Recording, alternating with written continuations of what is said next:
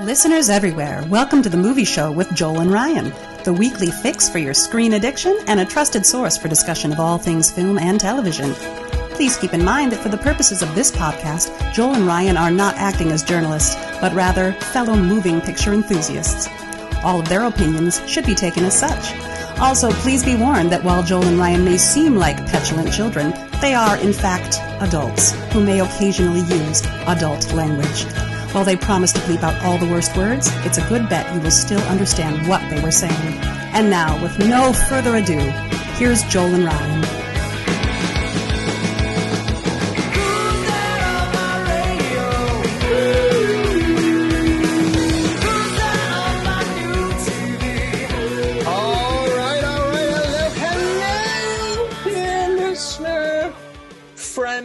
And fan alike.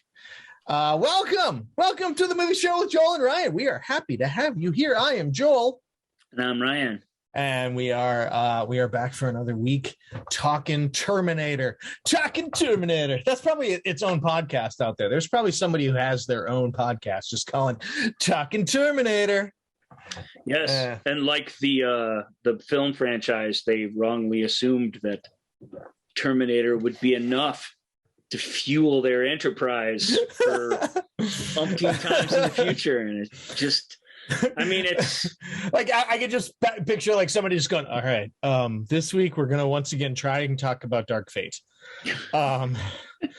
Just look, please bear with us. It's not the worst thing, and it didn't result in the worst franchise by a long shot, but that's what we'll examine today with all you guys.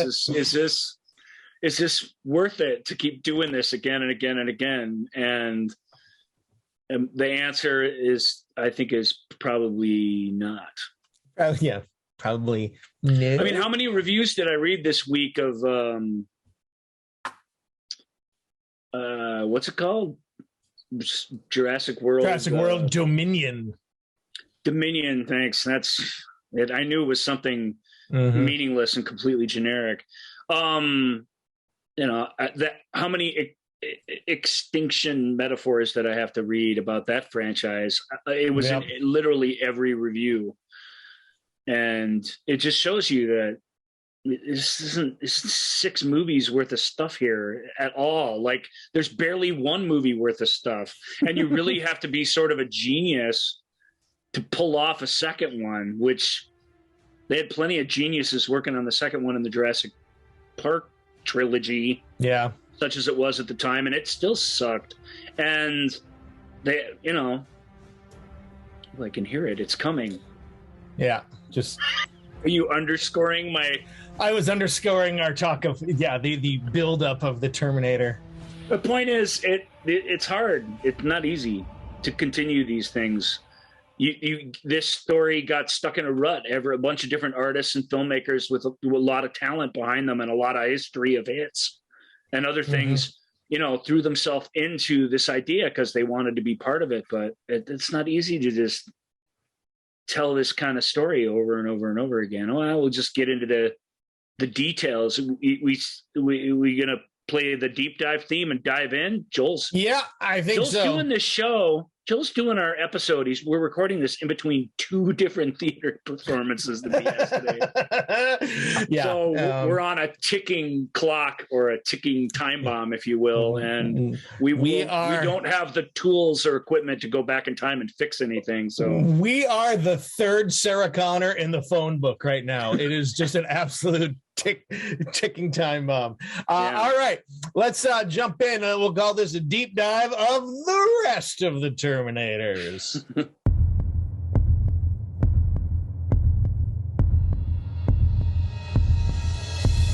I have to do a deep dive. Deep dive. Deep dive. I have to do a deep dive. Deep dive. Deep dive. I have to do a deep dive.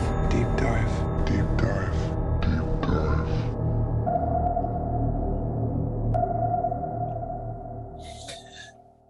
Okay, so So not unlike Aliens, we kind of mentioned this last week. How Alien Ridley Scott, and then James Cameron he's like, I got a great idea for a sequel. We just say instead of one alien, we get more aliens. We slap an S on there. This one is sort of like that. It's like, well, we had one Terminator last time, but this time we can have two Terminators. Here's the twist: one of them's a good guy. It's really fun. The script for this movie has a big, huge opening future war sequence in it where humanity is winning the war and they're fighting their way through to the time displacement unit to fulfill these prophecies that our hero John Connor knows about.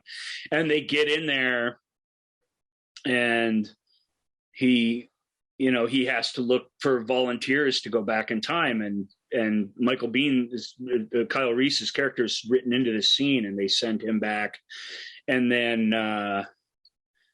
they're like, okay, his lieutenant or whatever is like, all right, set charges, and we're going to do this, blah, blah, blah. And this is just me remembering from having read it back in 1992. But and he's like, no, wait, we have to send one more, and then it's Terminator 2, so it's killer to read. That's a fun opening. To read a James Cameron script is an exciting thing. I remember them talking about this at the time, like the semi truck at the end of the movie doesn't just drive fast. It like cuts through the air and stuff. He really is this descriptive writer, even though he writes with camera moves and everything like already in the script because he's going to direct it himself. He also just goes for it in terms of describing things, poetically instead of just blow by blow like you would expect a film script to be. And it's a joy. It's just a joy to read. And that opening sequence, I was cut for good reason. You don't need it. It's a neat thing that we all want to see, especially I think as this series has gone on, you really want to see that because they show that they do that exact scene in Genesis, I believe. And it's such a letdown from what Cameron would have done with Michael still looking several years on 1990 when they were shooting Terminator 2, but he still looked the part, like he still bleached his hair a little bit and he would fit right in. And it would have been neat to see that moment and start the movie that way, but they couldn't. Because it was a huge, expensive future war sequence with effects and sets and everything else. But it's neat. It teases what's about to happen in a really, really great way. I did not know. You could have known it was out there, but it wasn't in any of the advertising material. When I went to see Terminator 2, I did not know that Schwarzenegger was going to be the good guy in it. I had no idea what the plot was going to be. No. I think that my remembrance of it is that we like it kind of got out pretty quickly. But in all the advertising and all the early advertising, it was, you certainly didn't see him in any sort of heroic role. It was just Arnold again, essentially saying, he's back or whatever. It's nothing personal was the tagline to the poster. Terminator 2 Judgment Day, with him sitting on the motorcycle with that shotgun that he has through the early parts of the film, and the tagline was, "It's nothing personal." I made it look nothing personal. He's coming for you again, so that's what I thought it was when I went to see it, which was a real treat to be, because the film works either way. Doesn't need you to not know, but it the way the setup works, the way they hold back the violence that the bad guy, the Robert Patrick's T-1000 liquid prototype is doing until they don't. It's extremely exciting. And it has, well, I don't want to talk too much about it because we have so many movies to get through, but Terminator 2 works on almost every level. We'll just talk about all of them, and then we'll talk about the few things that to me don't work. But the Sarah Connor kind of character has weird, even though everyone's still alive, she has super weird like survival guilt and psychosis that is set in, and we see her committed to an insane asylum where she's mistreated and is consumed by these nightmares of the end of the world and nuclear ash.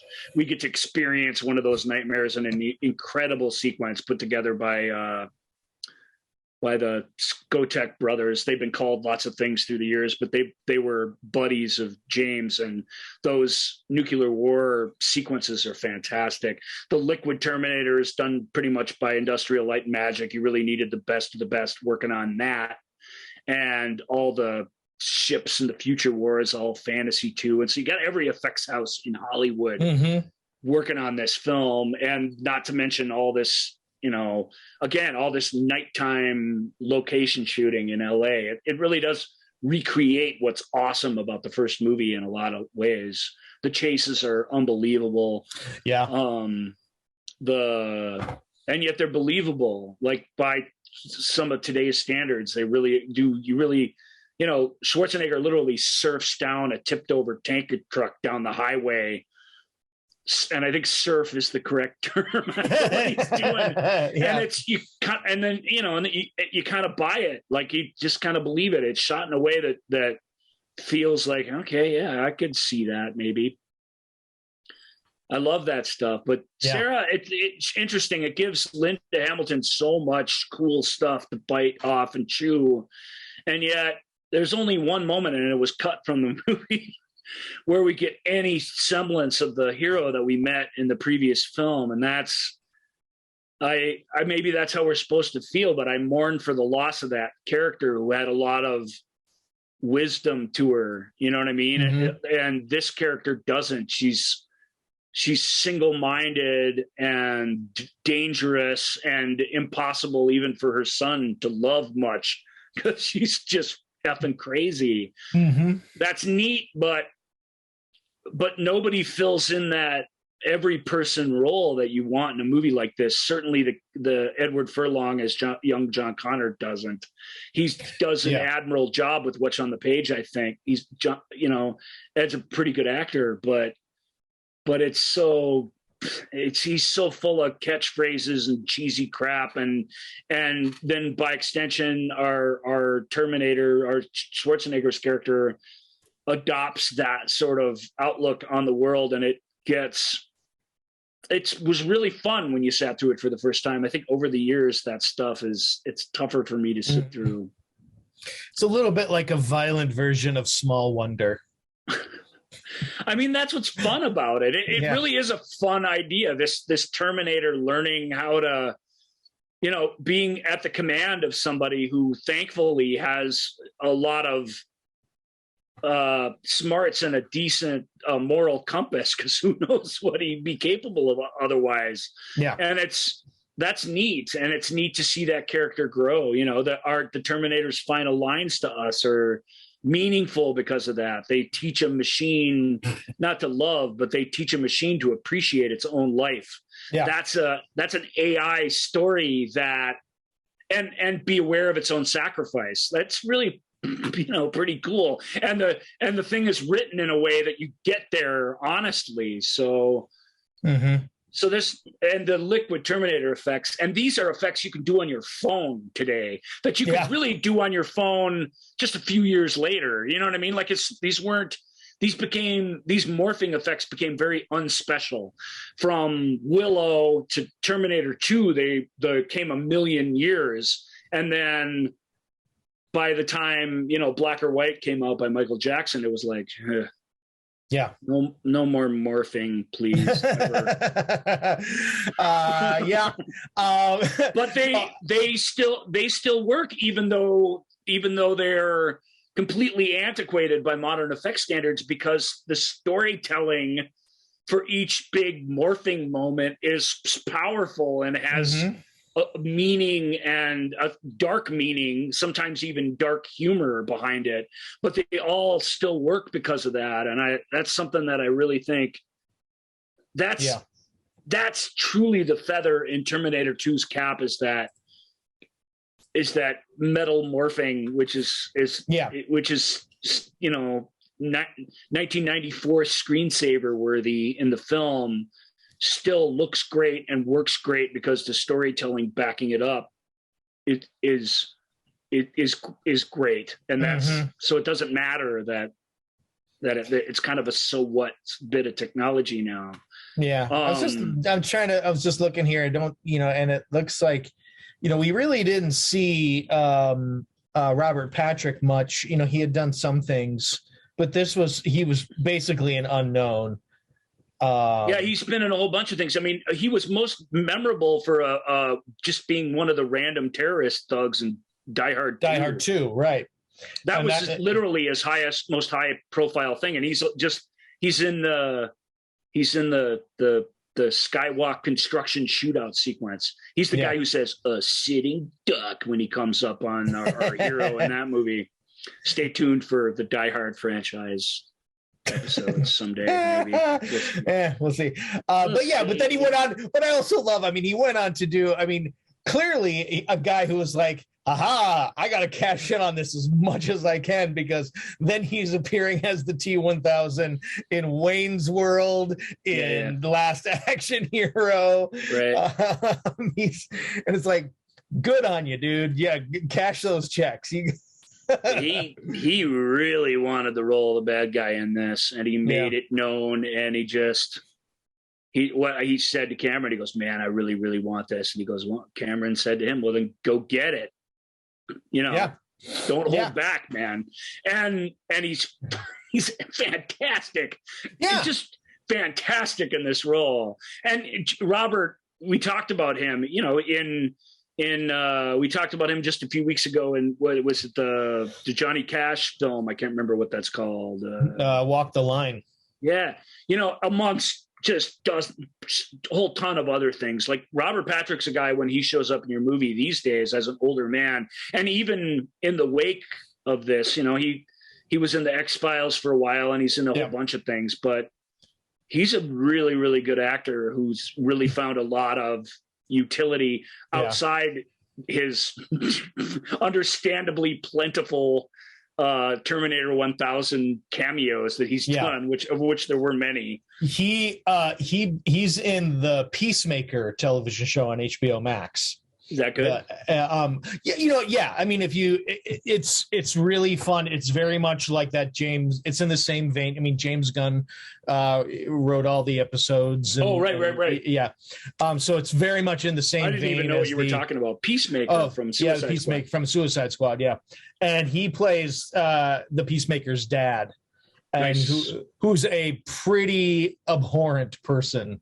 Makes sense. And it's really fun. He's a really fun. Robert Patrick goes there, which is his greatest use as an actor, but he is capable of giving a subtle, grounded performance as well, which is always surprising when it appears. So he can do it all. I really dig him. And he was just a kid in this, and he was just desperately wanting to get this part, and he does make the most of every second of screen time he has as the bad guy in this film. Linda Hamilton gets. It's for as much as it's known for the morphing, the liquid metal effects. Probably second in that is just how jacked Linda Hamilton gets to play Sarah Connor now, who has taken it upon herself to say, okay, well, I clearly have to train the savior of the world, even though we stopped the Terminator. I guess I gotta, until we get to that day of the nuclear war, she doesn't know if the future is truly changed or if it's still set. And as we know, it's still set. Well, they go off on a mission. The best part of the movie, the middle part of the movie, they go off on a mission to stop Cyberdyne from developing the Skynet mainframe. What's going to become the Skynet mainframe, which is based on a little piece of the CPU of the Terminator that was left behind in the press at the end of the last movie. Go back and listen to the details for that.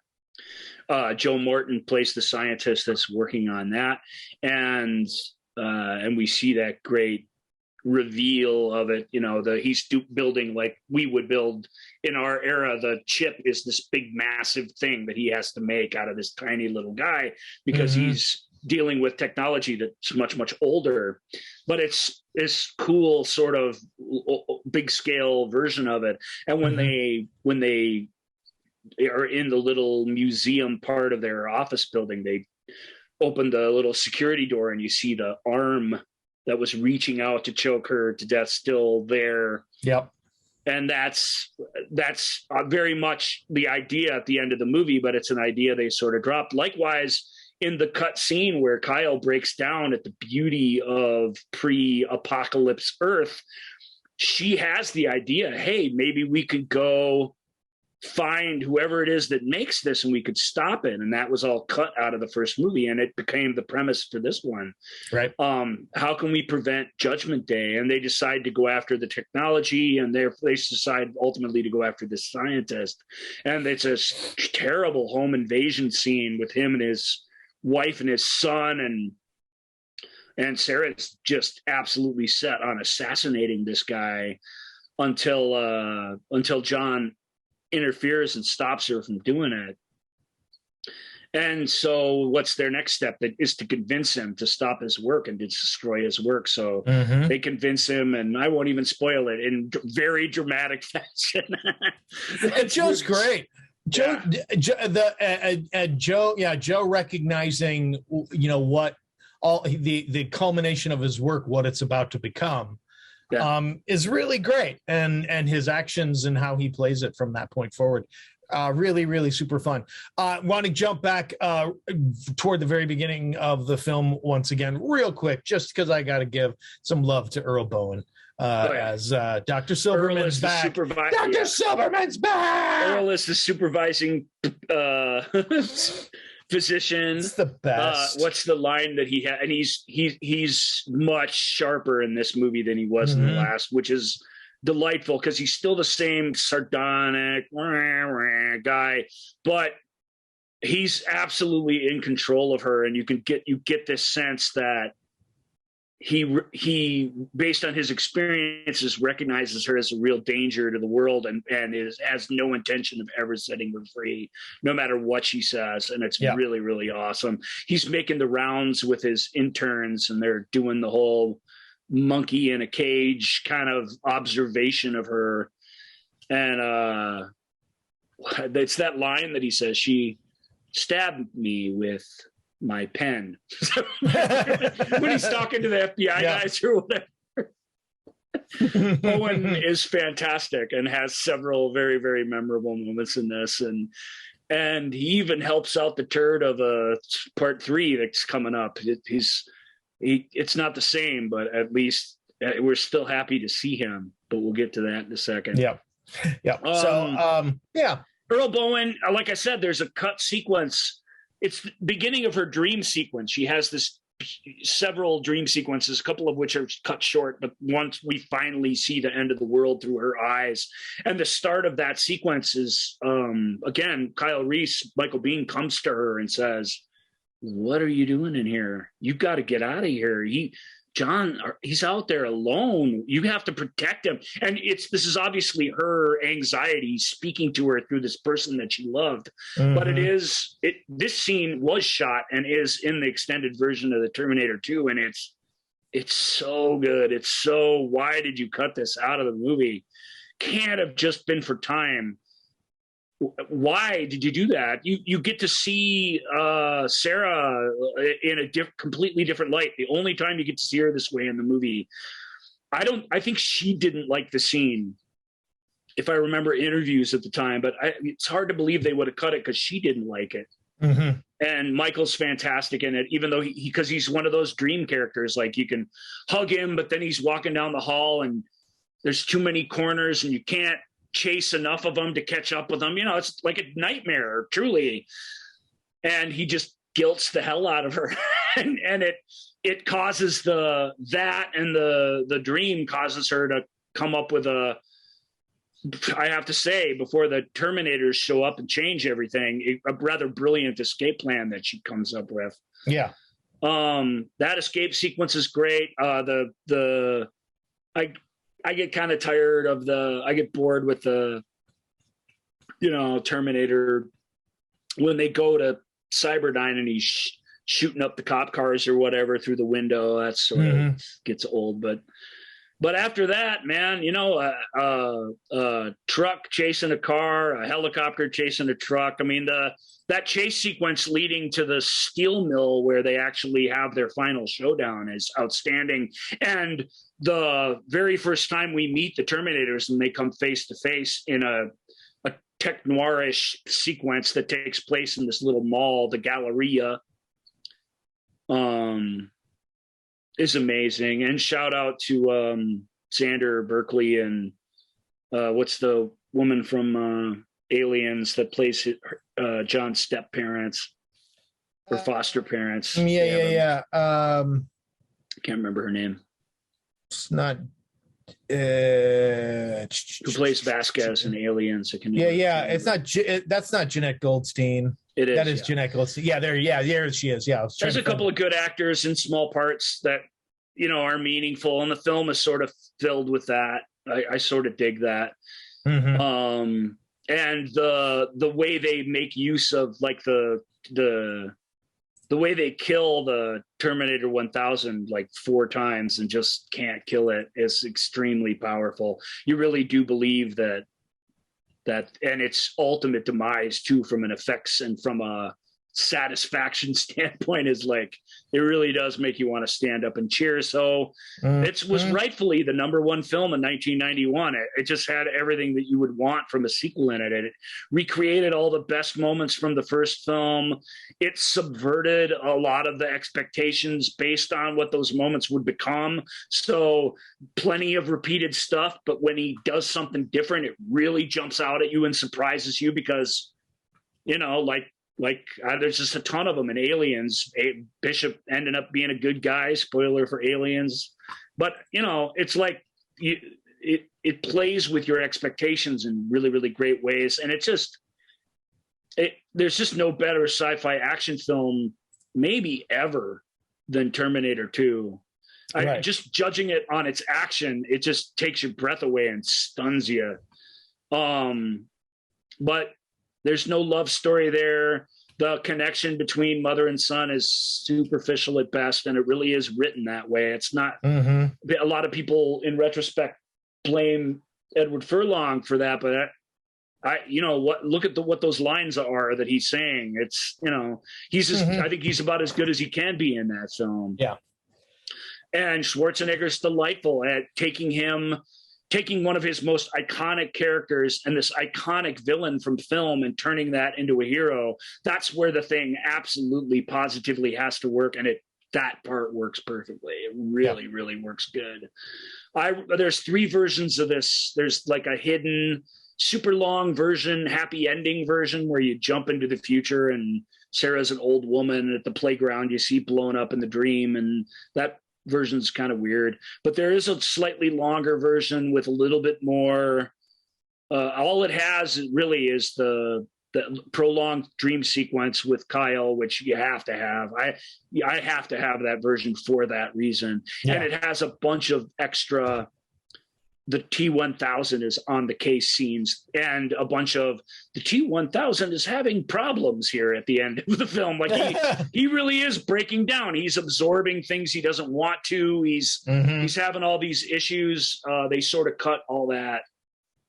I think understandably so. You're in the final showdown of the film. You don't want to. Yeah, you got to get. Even if you have neat ideas, you want to be barreling forward. But that's my preferred version of the movie. And Terminator 2 gets high marks, 8 out of 10 or so. For me, it's really, really good sequel. It's practically a remake, like as I've said before, with the roles shuffled around. Yeah. And that just works like a charm.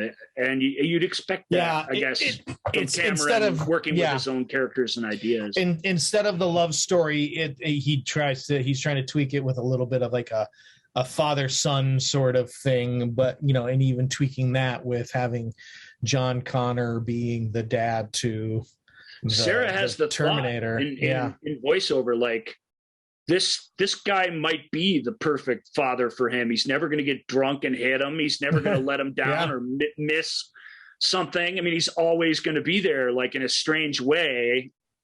Because one of the best moments in the movie is when she sees him coming around the corner for the first time. Yeah.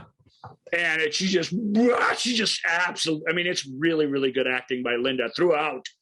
Like I say, the concept bums me out. I wish there was more nuance to her, but the character's single-mindedness and her embodying that, like Joel said, physically and mentally is a real accomplishment for a very, very good actor. And that, first guy around the corner is Schwarzenegger, and then John's got to convince her that we got to go with him. And then he drops the "come with me if you want to live."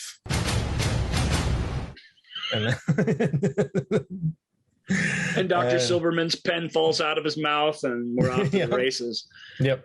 It's a cool movie. It's with tons and tons of clever technological and time travel ideas in it. I can think of to me, it is so iconically 1991. The motorcycle riding in what do we, what are those called? They're not the gutter or whatever, but the big, it's the Los Angeles River, literally. River, yeah. Riding that, riding the motorcycle. It's like a man-made canal because as you closer you get to the ocean, it's all city. Yeah. So they've, and it's California, so it's empty. It's dry almost all the time. That's why we've seen these chase sequences in it, or we've seen the space shuttle land in it, or whatever, because what you almost never see in it is water. But that is actually the Los Angeles River, which is kind of funny. And so the motorcycle going down with the shotgun that he's flipping around and reloading, being chased by a big dump truck. Yeah, while Guns N' Roses is playing. I'm like, there is nothing more 1991 than that. It is, that's Guns N' Roses song from the movie was a big hit. Yeah, it was. All right.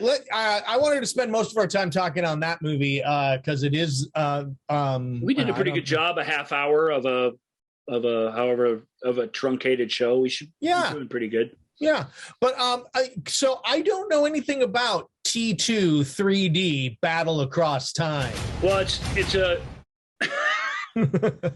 Sorry. It's gonna happen. It's gonna happen. The shoes on the other foot. Joel is enjoying very much cutting me off with these sound effects like I used to do to him all the time. I deserve it. I've had it coming for a while. So it's a long-standing Universal theme park attraction. Oh, it's directed by James Cameron, and it stars Schwarzenegger and Edward Furlong primarily, but also has vocal cameos by Hamilton and Michael Biehn and Earl Bowen and others.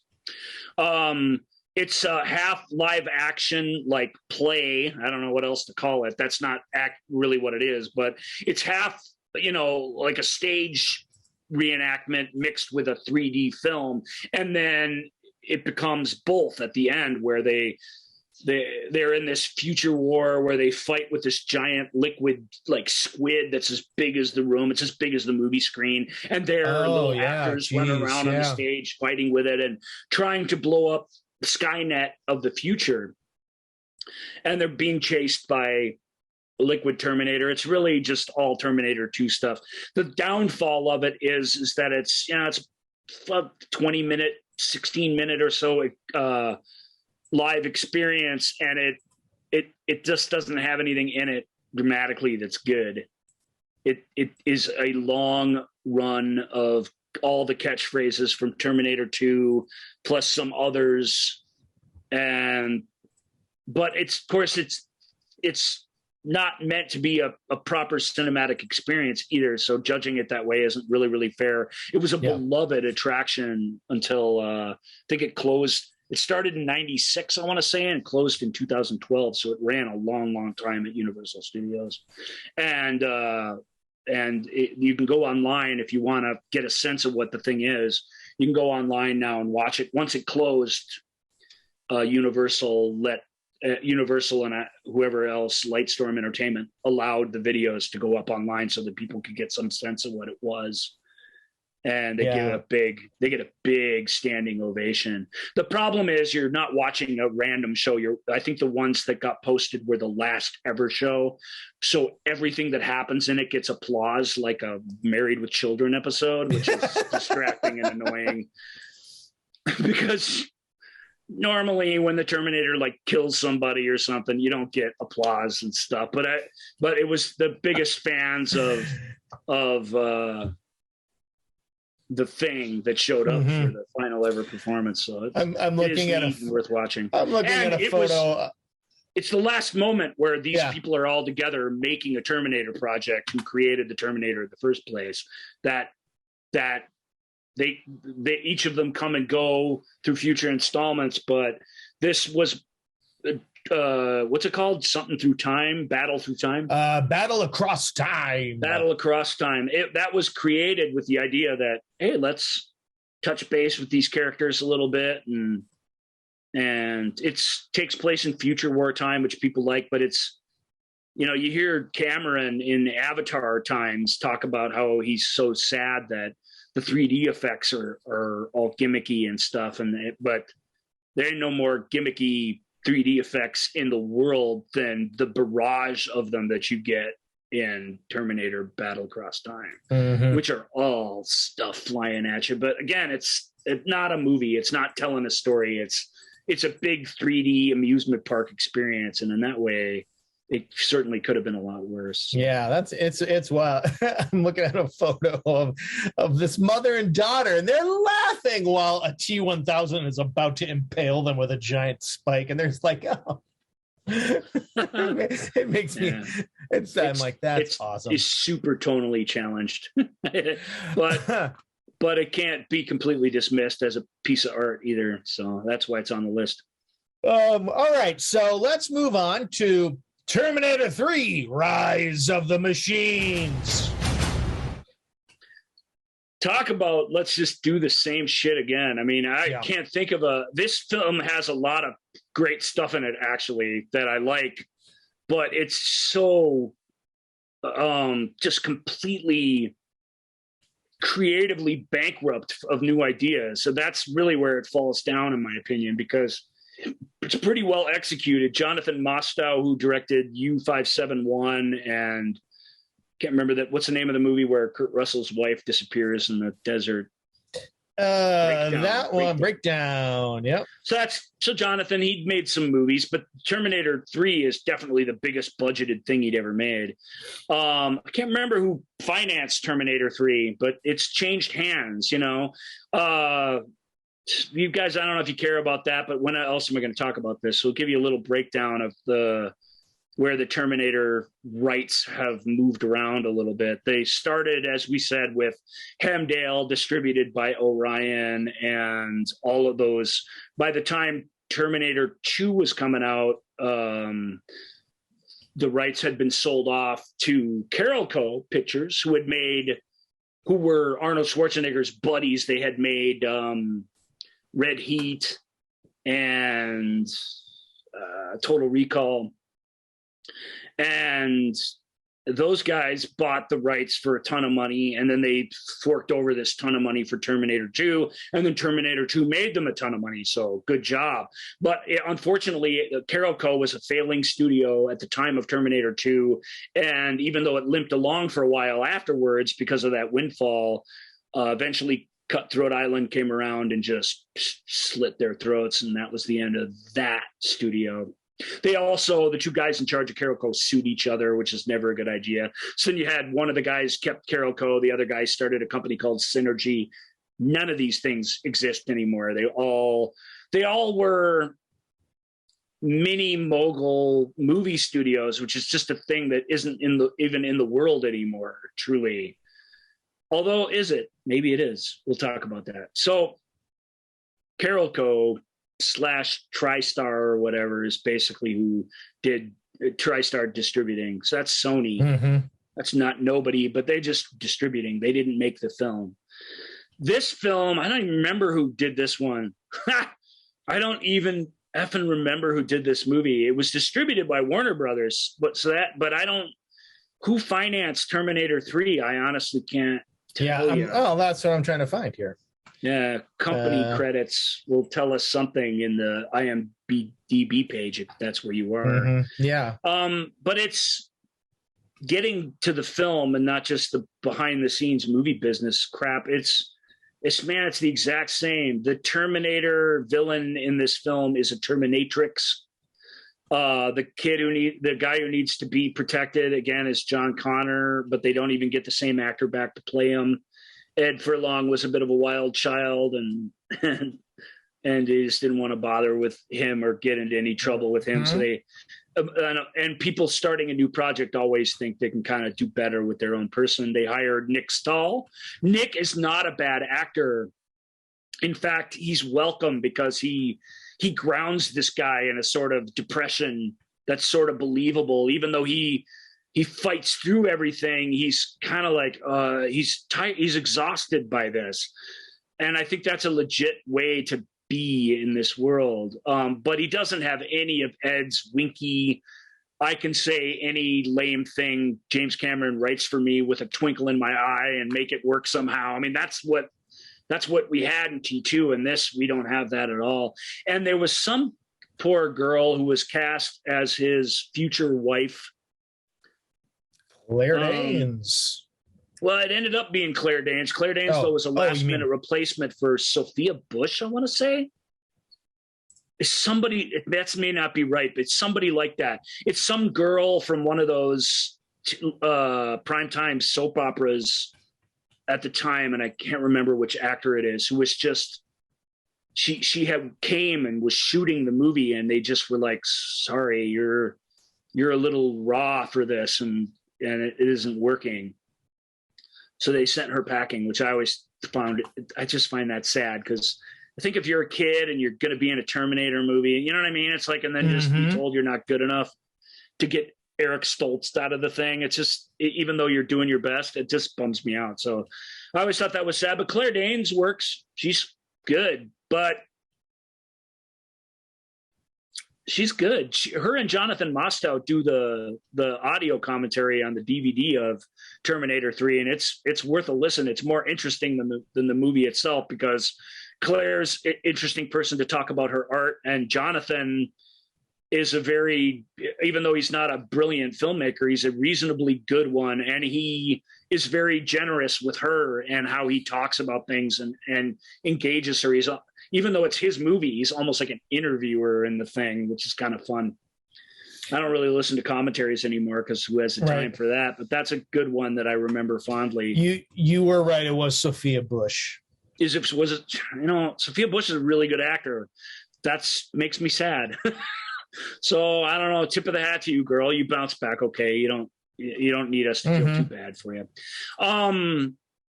But there you go. That really happened. So now we got Nick Stahl, Claire Danes, the female liquid/not liquid Terminator. It's really hard to understand what the rules are of this particular villain Terminator.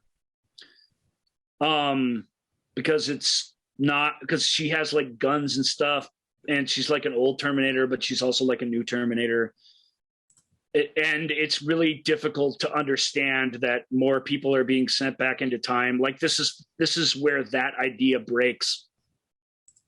No, like you can, I told you about the setup that was never filmed in Terminator 2. You can buy it, you can't buy it anymore. You just can't. You had to do something different. You just couldn't do that again, and they did. And that's the biggest downfall of this, because Lord knows, man, the first big car chase, is it on no, it's not on a fire truck. It's on a like a big construction crane rig or whatever. It's a stunning car chase sequence that just kind of blows your mind. It's so good. And so you want the movie to be good, but This lady Terminator, played by Christina Loken, she comes back and just starts assassinating all the future.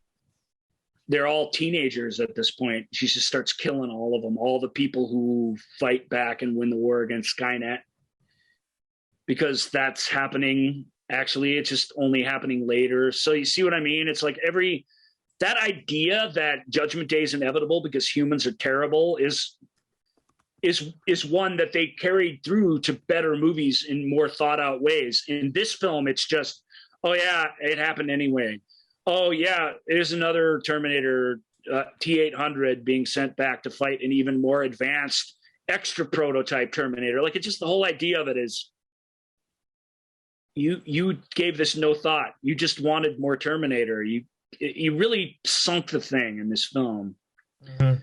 That said, that chase sequence is great. There's another chase sequence at the graveyard. Earl Bowen, Joel, shows up again as now he's the psych patient, which is which is a fun turnaround. I mean, that's genuinely a fun idea. So this film has some ideas that are cool. And when they show up, it turns out, I don't remember, is it Claire Danes is related to one of the generals that works for the government that's paying the company to start the AI defense or whatever. And they show up at this military facility. There's a great cameo with Arnold Schwarzenegger in a cowboy hat with a Texan accent showing up to do voiceover work or whatever for the thing, which is clearly where the Terminator got its image from. That's kind of neat. Schwarzenegger cameoing in a film he stars in, but nevertheless, it's fun. Right. And the escape from that facility is fun. So there's lots of really, really good action in it. I won't ruin the best part of it, which is the ending. It has this crazy 70s sci-fi, like Planet of the Apes downbeat ending that is absolutely fantastic. And I love it. And I love it. It's really, really great. And what's greatest about it is if this was going to be a continuing franchise, it leaves the thing in a place where you cannot go back and do the same thing again. You just can't. You from this point, you have to move on into something different. And the films did that, but I don't know. Terminator 3 was a pretty big financial success.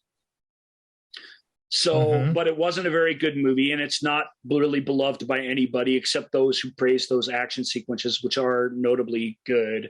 Yeah. I don't, people rip on Nick Stahl for being wooden or for being boring, but I actually think he is, but I think that's a nice change from the jingoistic, teenager turned up to 11 thing that we got in the previous film. So I didn't mind that so much. Right. Claire is set adrift in it, but she's a fantastic actor, and that makes all the difference. She's a fantastic actor acting circles around Nick Stahl and Arnold Schwarzenegger because she should and can and can't help herself but to do it. So that's kind of nice. I'm reading. I had forgotten about that. I remember back in the days when Entertainment Tonight used to be on at 6:30.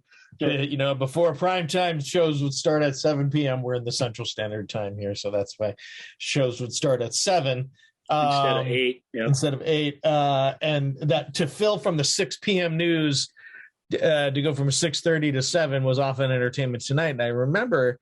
The first time first images from a new Terminator film, and it was Arnold Schwarzenegger carrying a casket, over set, and they were like, the first movie since his heart attack, and I forgot that Arnold Schwarzenegger had a heart attack, and that was one of the big things. Is like, is he going to be able to do anything in this movie since he just had a heart attack? Yeah, he just had an illegitimate child too, but that wasn't on Entertainment. No, that one wasn't. That was not. That was announced much later. Yeah. So yeah, he was keeping busy in between films for sure. Indeed, he was. And that coffin is full of automatic weapons, by the way. Indeed. Yay, yeah, America. America. In terms of who financed this thing, the names on the posters are IMF and Intermedia. So and then you get Carolco and Warner Brothers on there. But an amalgam of things got together with Carolco, who still held the rights and made a movie out of it. Yep, that makes sense. It feels directionless artistically. That's the downfall of the film, because it's reasonably well made. It's got a ton of great action in it, but it really is a story that there's no point in spending any time on character growth or any of those things, because none of that is important in this film. Right. Whoever, one of the many screenwriters that worked on it, whoever came up with the ending, I tip my hat to you. That's not bad. But it is Terminator 2 again, but a third as good. All right. So I don't know what you do with that. Yeah. So now we go to I mean, there are these the new Terminators, the reboots, the reimaginings, the re-somethings, or new somethings, or the somethings. And we start off in 2009. Movie probably best known for the tantrum thrown off camera. By Christian Bale, at the director of photography of the film, who dared to move a light when he was acting in a take. Yep.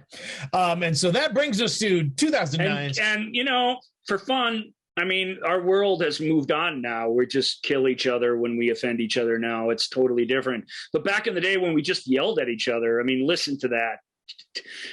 Bale's tirade, while completely over the top and uncalled for, you can see how it's fueled by these two guys. The DOP's like, what?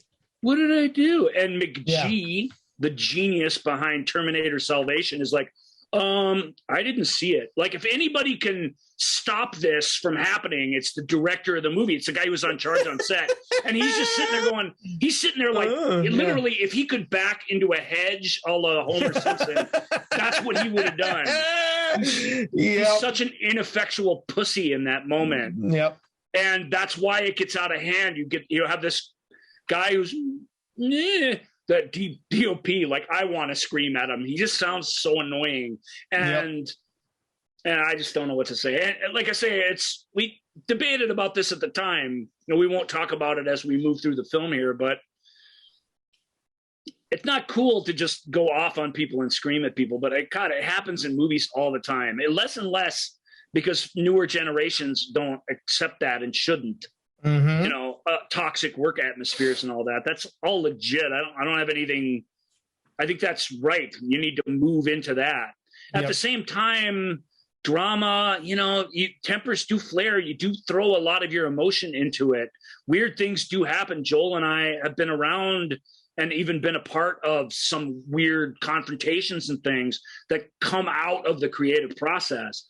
They're not necessary to it, but they do happen. So I don't want to make excuses for Bale, but he gets super into these roles, and the results of that technique are up on the screen for us to enjoy. He's a really, really good actor, and he's really extraordinary in a lot of things.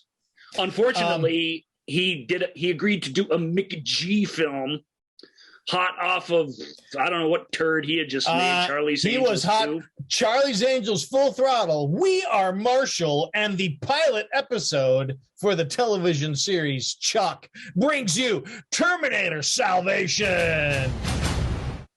And McG went down to visit James Cameron. As he said, to quote, kiss the ring. And he just thought, I'll go down there and talk with him, and some James Cameron will rub off on me, and then I'll be the next James Cameron. McG's made some okay movies. I mean, We Are Marshall's not terrible. I'm having a hard time thinking of another one. He has made one since Terminator Salvation that's okay too. 3 Days to Kill. No, that can't be let's see. Rim of the world. Is there guilty? This means war. No, that's terrible. Yeah, it's We Are Marshall, then Terminator Salvation, then This Means War, a couple TV movies, West Side Guilty, is really, really bad. 3 Days to Kill. Then we get Mysteries of Laura, Kevin from Work, Shadowhunters, Lethal Weapon TV series, The Babysitter, Rim of the World. Yeah, no, McGee's a worthless hack. Let's just say that.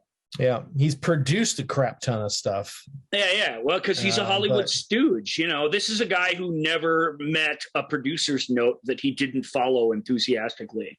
Mm-hmm. He's not a bad filmmaker. Terminator Salvation is pretty accomplished visually. Again, it's got some really interesting action in it.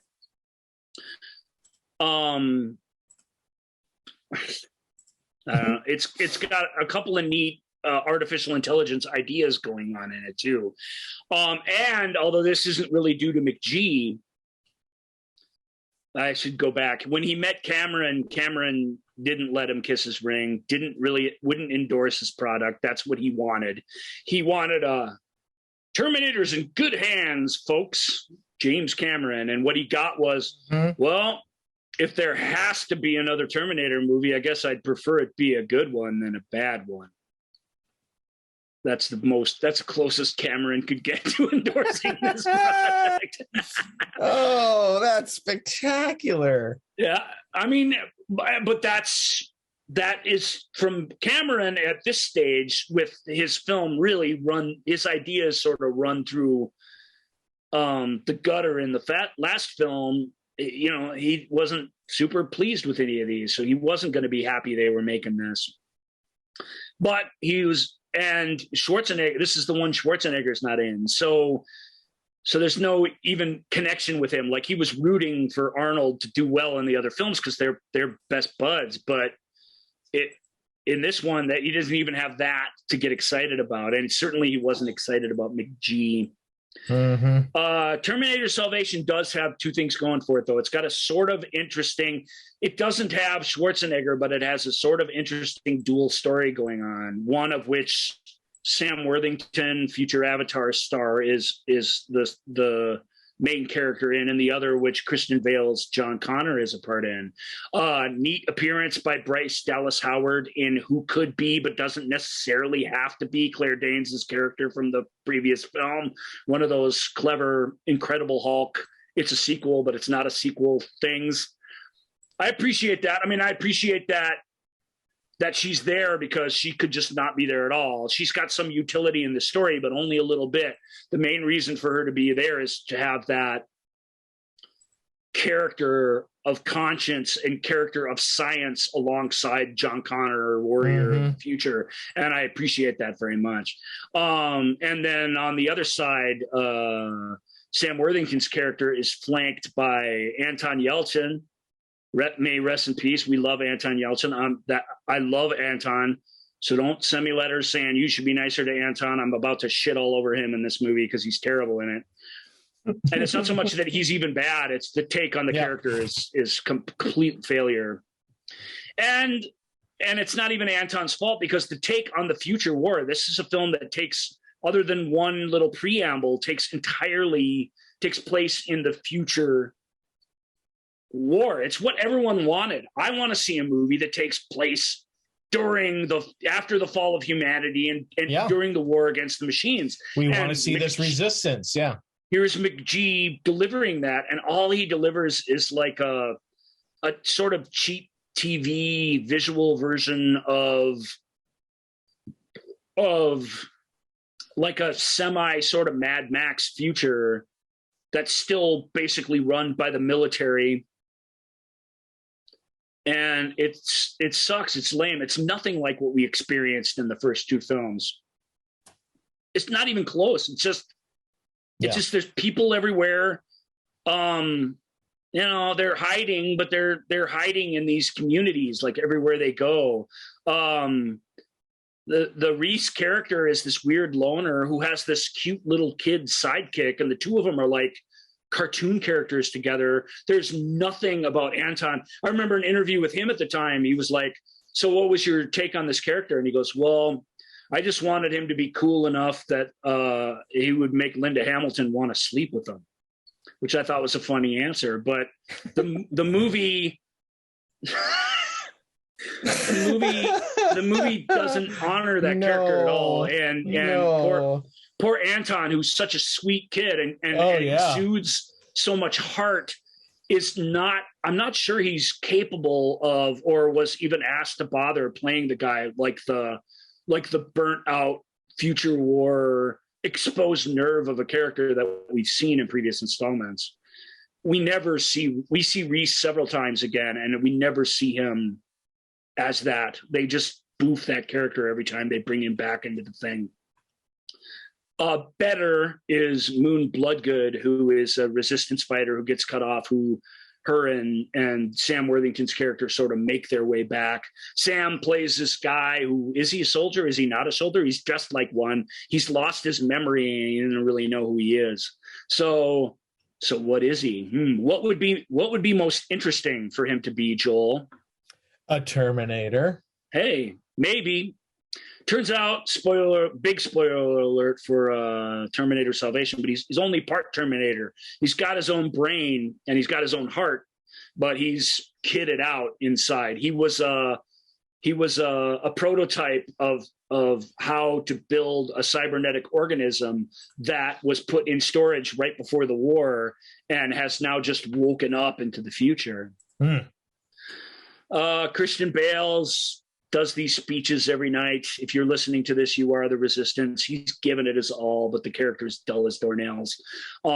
There's a scene where he gets let go by a helicopter over the ocean and swims down to a moving submarine under the water. I don't know how you possibly could do that, but it happens in the movie. And then when he gets in the submarine, Michael Ironside's in there and they're arguing with each other. And it's stupid. I'm kind of done talking about the plot of that. It has a big ending. There's a bunch of chase sequences. Every time, Joel, and this is comic, this is a drinking game like affair that you can do with Terminator Salvation. Every time something shows up, whether it's in the water or whether it's a motorcycle, an automated motorcycle on the road or wherever it is, some suit somewhere in Hollywood said, hey, what if the audience doesn't know what that is? We have to have somebody say what it is. And so McGee went back through the script and wrote in every time. Every time something new shows up in the movie, he writes "Mobile Terminator!" and gives that line to somebody, so that every time we're like, I don't even remember what the ones in the water are called, but some character shouts out, "Mobile Terminators!" Yeah. It's that sort of we think you're rock stupid audience stuff, just nothing wears me down more than that. Because even though they do the future wrong and even though the repeated characters aren't good, this idea of this criminal from our era waking up in a dark future and slowly doing right by the world and by humanity is an interesting one that they just don't play any of that. And as good as the two ladies are in it, Moon a little bit more than Bryce, but she's given very little to do in a part that could have been much, much more interesting. And that's a shame. And if you were gonna bring Kyle Reese back from the dead, it would have been so much better if he'd just been a guy who we don't interact with it much, because he has the big ending of the movie is them going to rescue him so that they can send him back in time so that he can die to save the future, which is absurd and is kind of like 3 levels removed from the ideas we've been dealing with. But at least it makes a certain amount of logical sense in the franchise. Right. He just doesn't have to be this cute, huggable, like he's like a stuffed animal version of the character. It's really hard to explain. Anton's so cute and wonderful, and I don't want to rip on it. He's like a Funko Pop version of Kyle Reese. It's bad. It's not a good movie, but at the same time, it's an accomplished one. It's big. I mean, if you wanted to watch a big budget, high tech, big explosion, blah, blah, blah version of this kind of storytelling at the time. And again, you could do a lot worse. There's an unrated version. I recommend that one, not really for its unratedness, but it's got 15 minutes or so more of the characters, and the characters in both versions are given short shift. So even if it's the more boring version, at least it's boring in the right ways. It is doing a little more of the character building we need. And you get to see people naked, which you don't in the PG-13 version. I was hoping that it would be extra 15 minutes of like the Terminators, like the cast dancing to Smash Mouth's "Can't Get Enough of You, Baby." McG going back to his even roots. The nudity, it's one of those scenes, like, it's actually really well executed by the director. So just so you know, McG is a student of movies and wanted to make a good Terminator movie, but it's one of those, this is still in movies today. I don't understand how they get away with this, but it's one of those, like, Moon Bloodgood's characters taking a shower under this little thing because they're grimy and they've been in this fight and they've got oil and crap all over each other. So they even set up why that would be a thing that you would do. And he's trying to be the gentleman and turning the other way, but he hasn't seen a woman for, whatever the 40, 50 years he's been asleep. So he turns around and looks at her, and she catches him doing it. And he feels bad because he didn't mean to be like that.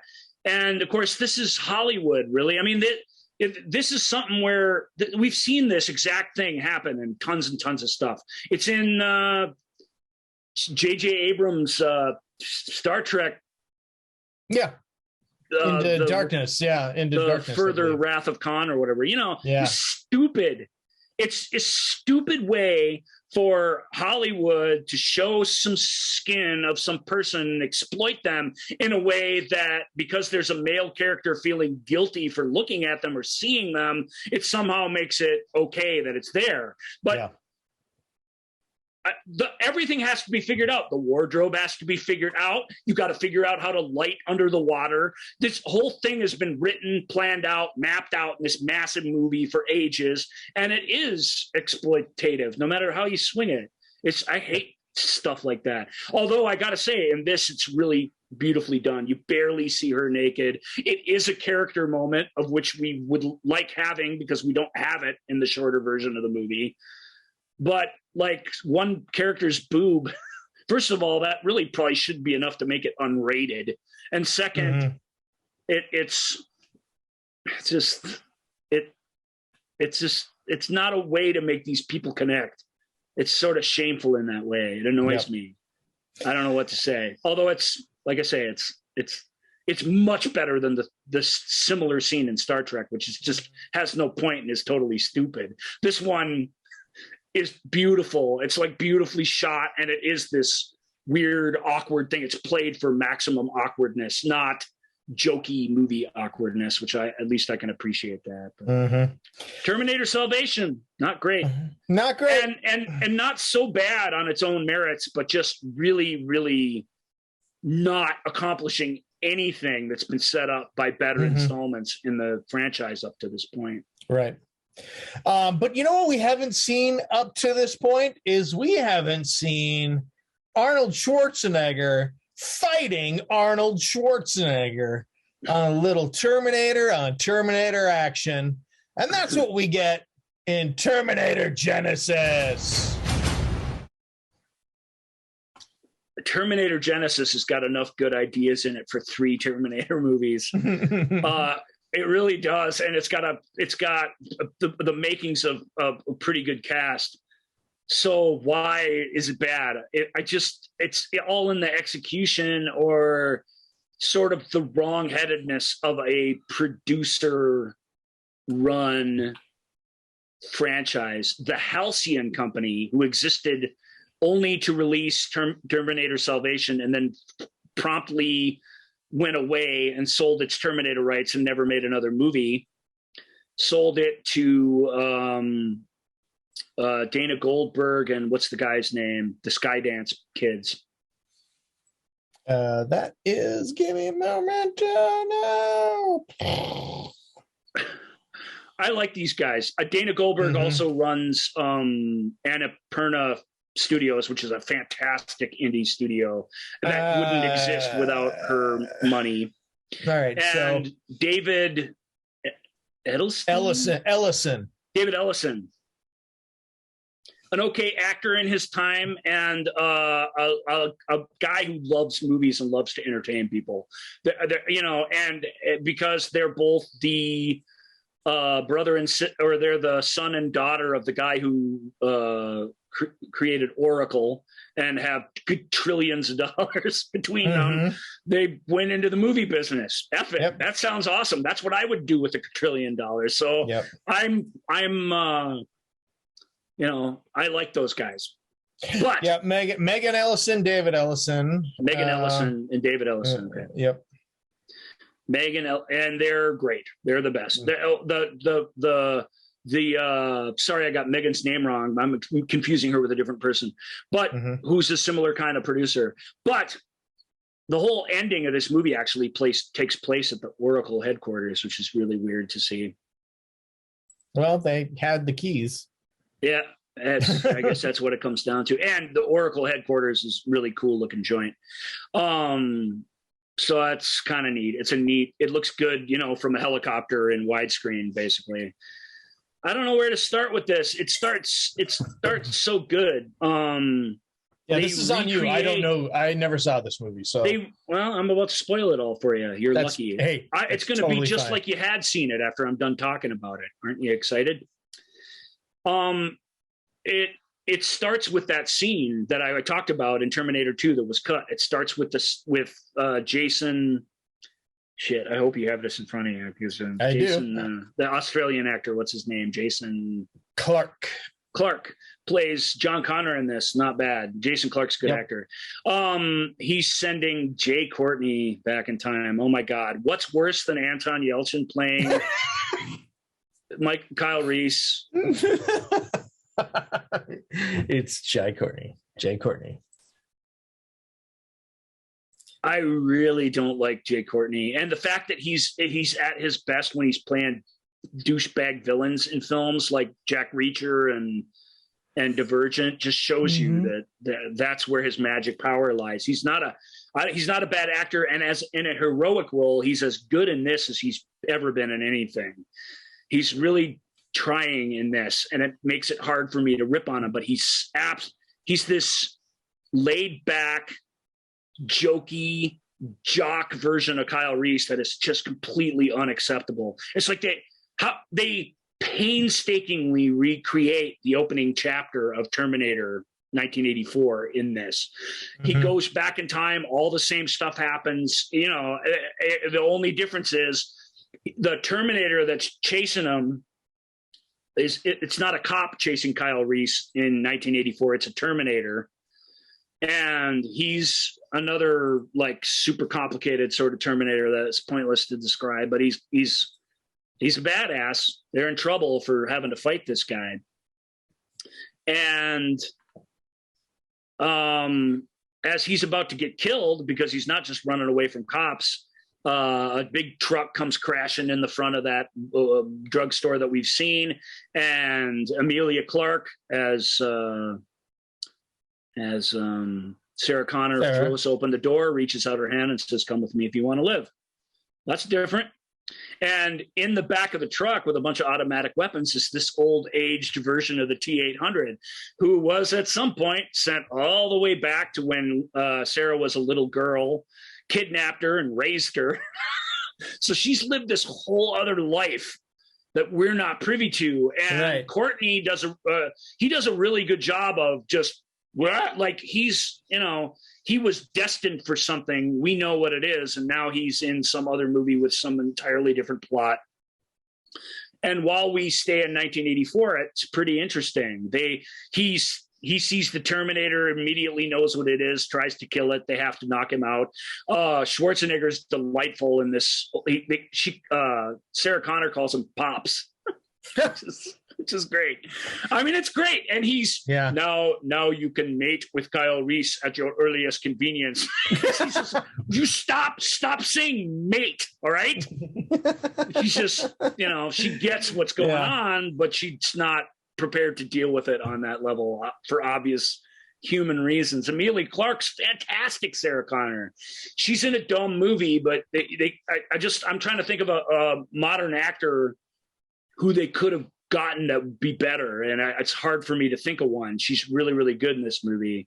It was directed by Alan Taylor, who made the second Thor film and a whole bunch of prestige television, including Game of Thrones. That's the connection there. But Alan, and it's the same in his Thor movie, Alan's a really good film director. At least technically, it's clear that he is, because both his movies look great. But he's a pawn of the producers that are in charge of the productions that he was involved in. It ruined that Thor, what's the second Thor movie called? Thor Dark World, and it ruined this. It's not that David Ellison's some tyrant of a producer. He totally isn't. He's a geek like the rest of us who just wants to make an awesome Terminator movie. But there is not a sure artistic hand behind this. They have been squirreling away tech to build a time machine to send them into the future.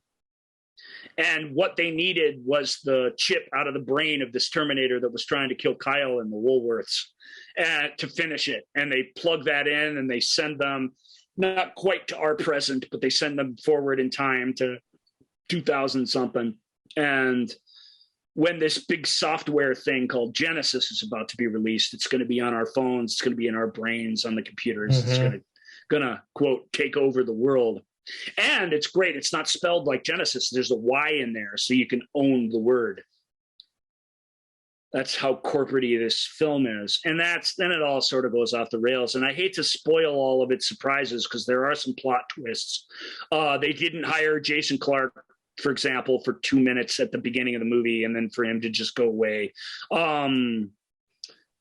J.K. Simmons plays an Earl Bowen-like character, a conspiracy theorist who's lived through some hard times. There's a couple of cool cops played by a couple of cool actors that I like. You know, there's a really cool chase sequence in a school bus on the Golden Gate Bridge.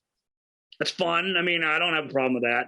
The finale at the Oracle headquarters is underwhelming compared to the rest of it. And you don't barrel into that sequence. The movie stops and then you start it up there. And I think that makes a difference, because the other big endings we've had are at the end of a succession of chases and thrills and spills. And this one isn't. There's a lot of thinking and talking. There's a lot of techno babble with regards to Genesis. Matt Smith is in this movie. Who he plays is hard to even explain without just ruining all of it. But, you know, Matt Smith, he's cool. So yeah. Genesis, but Kyle Reese, the character, is terrible in this. He's terrible in it. Mm-hmm. It's so not the guy that we met earlier. Why isn't that guy? Why isn't at least some attempt to be true to that character here? Who's in charge of these two movies where they didn't even try? Where they literally deliberately did something completely different in both of them, and they're completely different from each other. So there's absolutely no continuity. At least Salvation, it sneakily hung on to continuity from the others. It wanted to do something different, wanted to be its own thing, but it also wanted to be the fourth Terminator movie. And this thing is this, it has a very, very clever idea to reboot the Enterprise. But then after that, even that isn't executed as well as you would like. And then after that, it sort of goes off the rails. And that's too bad. People really didn't like it. Some people outright hated it. But this is the first movie. Salvation wasn't part of this, even though it's not that old. It just wasn't part of this culture. Genesis was the first film to come out in Twitter culture where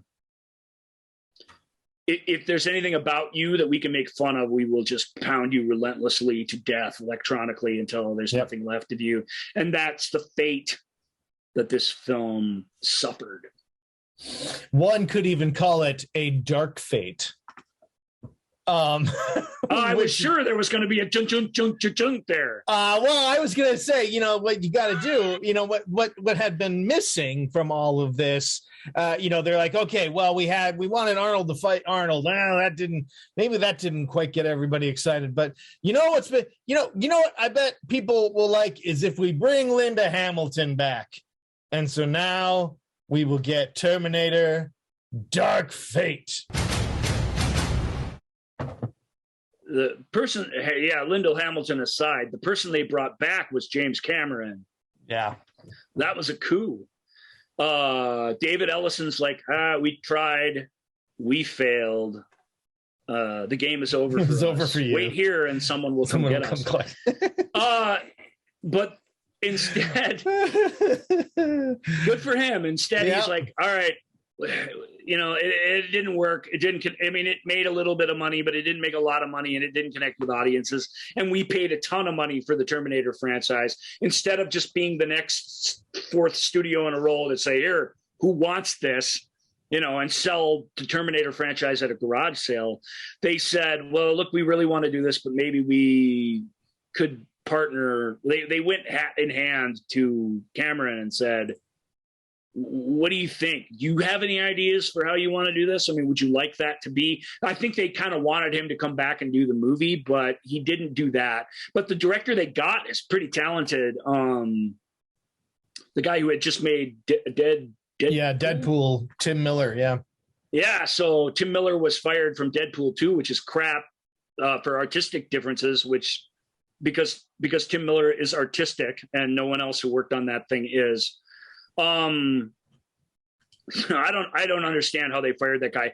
I'm not a big Deadpool fan, but was the first Deadpool movie not pretty much the perfect Deadpool movie? It by all accounts, could it have been any better? Yeah, the second one passes the time. It's not crap. I might be being a little too hard on it there, but there's a precipitous artistic drop off between the two, and it's clearly the filmmaker that they got rid of that ruined it. Because now suddenly there's money at stake, right, Joel? There's popcorn at stake. So now everybody wants to have their say, and Miller wasn't having it. They pretty much left him alone on the first film, and they weren't doing that anymore. Well, Tim, James Cameron's not going to leave you alone either. I mean, this is very much a collaboration between the two of them, and I would have liked to have seen a Tim Miller Terminator movie rather than a James Cameron Tim Miller Terminator movie, because I would have just liked to known what that was. As it is, this film, it's the third best Terminator film. I don't know if that's saying a lot or what. Yeah. I said that back in one of our year-end episodes, because I don't know if this is the only one that's existed since we've been doing Movie Show with Joel and Ryan, but this just came out a couple years ago. Right. So it is the same thing again. It's the same thing again. A sampling Terminator comes back in time. It wants to it's funny how many, for as pissed as James was at people screwing up his franchise, it's funny how many ideas this movie steals from previous ones. Time travelers show up in the middle of a highway. That's from Genesis. The Terminator is liquid covered, but with an exoskeleton inside that's highly technological, like from Terminator 3. Mm-hmm. Judgment Day is inevitable. It's just can only be delayed, but we have to live with the fact that it's coming and we have to prepare for it. That's from a whole bunch of these, basically. It's weird. It's weird that he just adopted all of those, what we'll call them Terminator 8 or franchise cheats for this film, but he did. And they're used to much better effect in this movie. This movie's chase scenes are relentless. This film is rated R. It's extremely violent. And yet it doesn't feel exploitative like a couple of other of these feel to me. So that's winning. It does take place primarily in Mexico with Mexican characters that are the main characters, and white boys didn't like that. They didn't like that, Joel. We try not to engage with movies on that level, even to chastise people for hating things for stupid reasons. Well, how many times have I said Mary Sue on this show? And that's maybe the last time I'll ever say it. It's just, these are like terms in our pop culture vernacular that I can't stand. And I just hate people not letting these stories be what they're going to be. They just want to rip. Nothing is ever good enough. And this film fell prey to that. It did okay again, but it only did about Genesis business. Right. Didn't do much better. So It has an old Terminator who's aged naturally and found a life for itself. It's got a really killer sequence on the beach at the beginning with a de-aged Linda Hamilton and a digitally recreated Edward Furlong, where he actually gets assassinated. It's pretty harsh because it's like you really do travel back in time visually. It looks like him from 1991. Wow. Looks just like him. And to see him hanging out, flirting with a girl, and then get killed by Arnold Schwarzenegger with no chase, with no big movie, with no nothing, just unceremoniously walks up, boom, and turns around and walks away. Well, that's all it took, man. Yeah. It was as easy as that to kill the future of humanity. Why are they chasing this girl? Linda Hamilton, who shows up halfway through the movie, believes it's because she's going to give birth to the future of humanity, just like her. She calls her the Madonna of the future or something like that. She's got this great term. She has this great moment in it where, geez, Joel, it also has a Sam Worthington character who's like Terminator inside, but still a person with a brain and a heart. Yep, played by Mackenzie Davis. I love Mackenzie Davis. I love Mackenzie Davis. I could watch her in even the dumbest stuff. Ever since *Halt and Catch Fire*, basically, she can do no wrong, and she's fantastic in this because she's a complete badass, but she has all these things that go wrong with her, and she just plays that really, really great. And so I like her. I like our hero girl, kind of, although people didn't really like her. She gets a little too bossy for the boys out there. I can understand that. They meet up with the very Terminator who killed John Connor down in Mexico, back in Texas. And they recruit him to help them stop this Terminator from killing this girl so that she can save the future. Sort of a spoiler alert. She finds out that she's not giving birth to the hero of the future, that it's actually her, this girl. Yay. Yay. I don't want to join any bandwagons, but that does feel a little contrived and a little condescending, actually. But I'll take it. It's perhaps it's the fact that that's treated like a plot twist that is what I don't like about it, rather than the substance of the thing itself. I don't know. Lots of great chase scenes. Fantastic scene at the top of this dam. Fantastic escape from a refugee holding facility on the Texas border that they end up in. Really good interaction between the characters. The jokes, for the most part, work. Tim Miller said that Cameron had when they would argue over things and truly collaborate, Cameron wanted to have these action bits and lines of stuff that he felt was crucial to the story and that Tim didn't like as much. Tim had a lot of poetic moments that he thought would be deeply meaningful that Cameron wasn't very interested in. So between the two of them, they streamlined this thing into just a little over 2 hours. And it's strong. It's just strong filmmaking. The effects are stronger. But it's the sixth one, man. I'm so tired of all this, and it just doesn't do enough to take it to the next level. So it's very much franchise in limbo now. Because in a way, it's like I can't imagine the Terminator sequel being made better than this. Right. And yet it's the repeated story bits over and over and over again. It's not like I'm sitting on a great unproduced Terminator script that does everything differently and new. Yeah. I'm not. Yeah. But it really comes back to the fact that the first movie is a closed loop of a perfect piece of storytelling.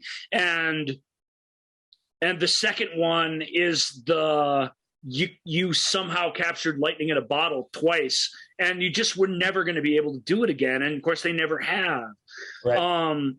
All of these are worth your time if you want thrills and Terminator spills. None of these are like bad, awful, you failed films. The only one that even has a reputation like that is Genesis, but even that has tons of great stuff in it. So it's not a bad movie, Yeah. They're just not good movies. And I don't know, it's a bummer because we need non-superhero blockbuster, large scale entertainment desperately. And here's a franchise that a studio can justify investing in, and yet they just aren't coming off. And I think it's time for them to be over, to be terminated. Hasta la vista, Terminator franchise.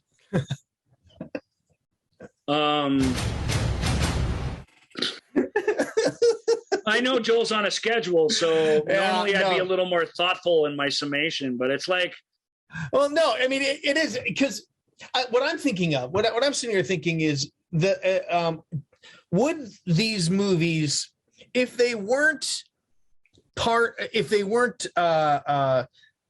these movies were made because you could have the Terminator name on them and the, sort of some of the Terminator touchstones. But if these were if you were to write it and not connect it to the Terminator at all, and it's just a story about resistance fighters and trying to go back in time to start or whatever, somehow. To be fair, Joel, Salvation was written with John Connor as an extremely minor character. It was them asking Christian Bale to play the Sam Worthington part, and him saying, him reading the script and saying, this doesn't have the Connors in it. This doesn't have any of the things that this franchise is about in it, where they tripled the size of that role and told parallel stories. But that one, it does have Kyle Reese in it, I guess, which it shouldn't have.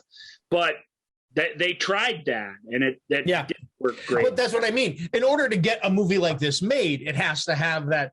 You need to be able to slap the Terminator name on it. But that doesn't have Schwarzenegger in it, and people rebelled against that. Exactly. And you've got two movies with old Ash Schwarzenegger in it, where he's played pretty great by the actor, and you're given very plausible reasons why he is the way he is. Right. His in Dark Fate, he's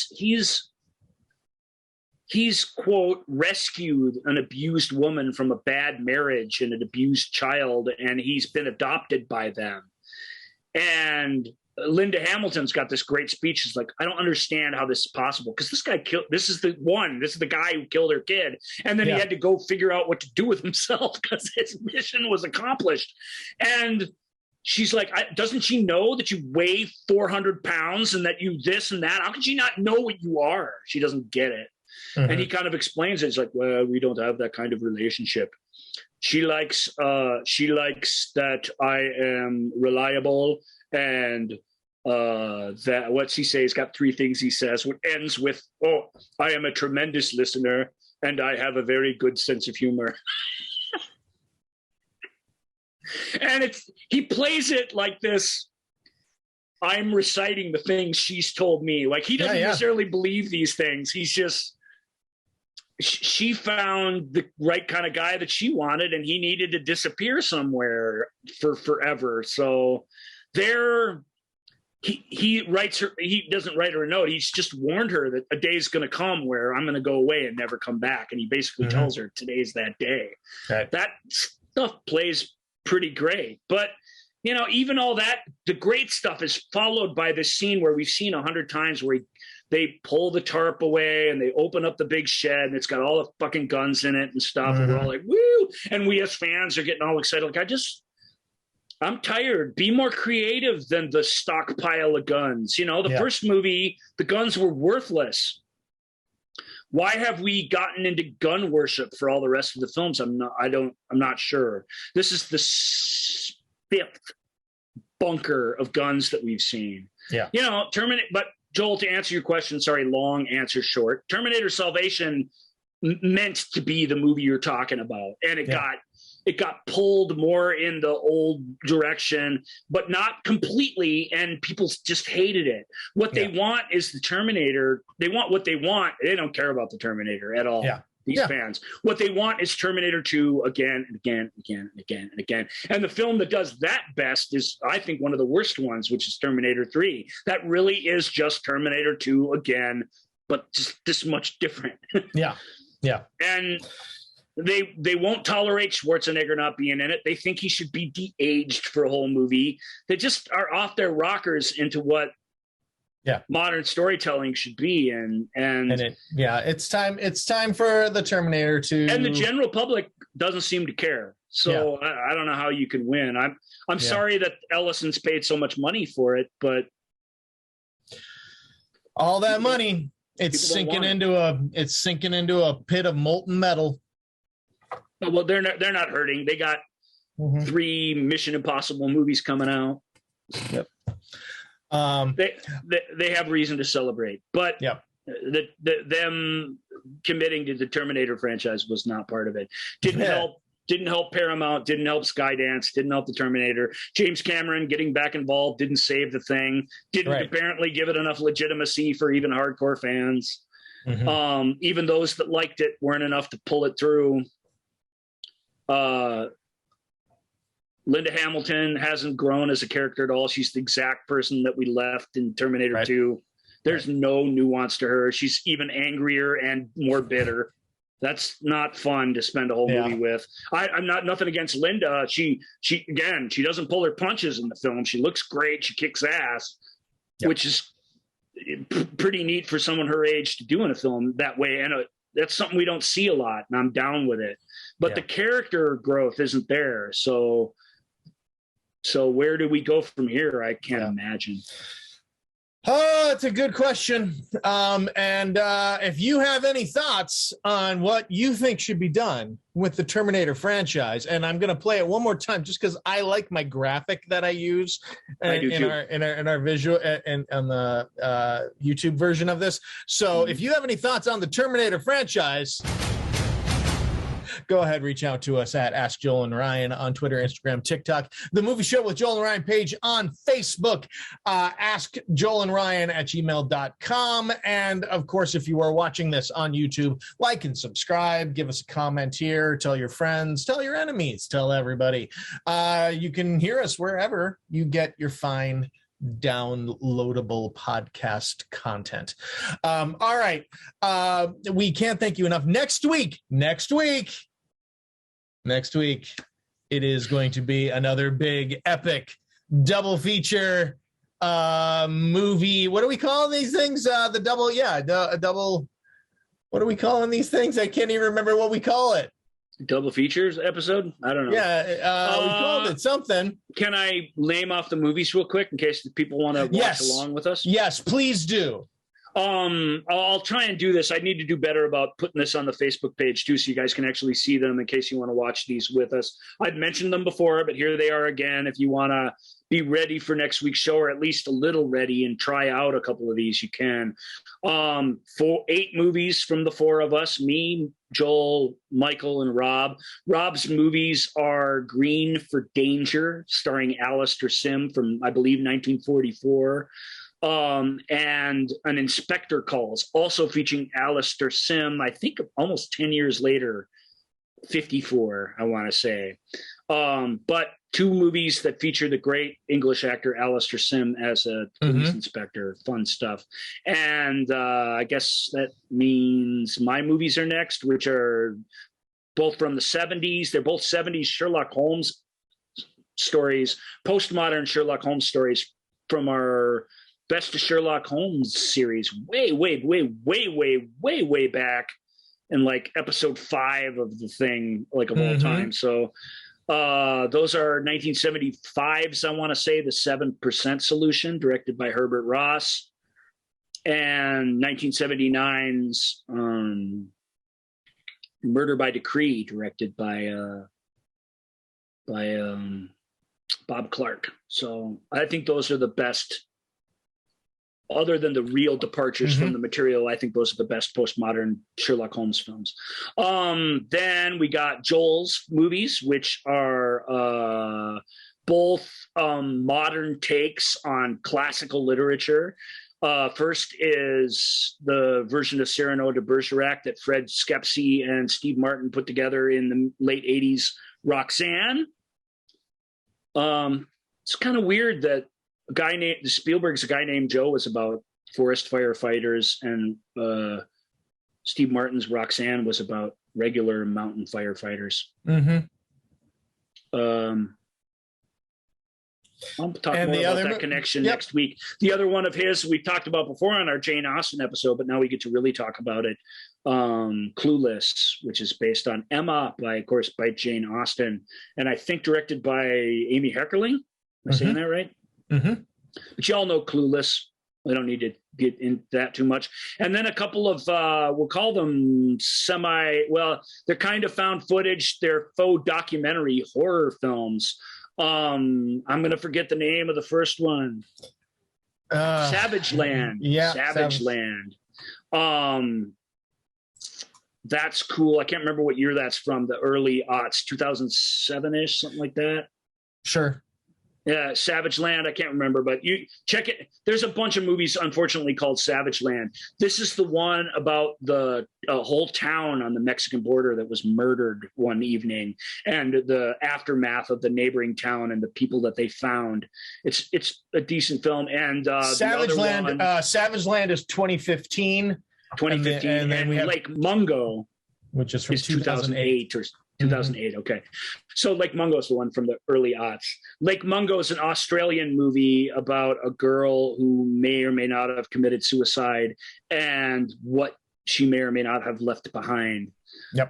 Lake Mungo is fantastic. I highly recommend it. All right. Those are the 8 movies for next week. Yep. That'll be a good time. And those are our double features for next week. All right, everybody. Thank you all so much for joining us this week on the Movie Show with Joel and Ryan. Until next time, enjoy your weeks and watch 8 movies. That's what we're going to do. Thank you for listening to The Movie Show with Joel and Ryan. Remember, all views and opinions represented in this podcast are personal and belong solely to the speaker and do not represent those people, institutions, or organizations that the speaker may or may not be associated with, unless explicitly stated. None of these views and opinions were intended to malign or deceive. And now, here's the producers, circa 1982, to play us out.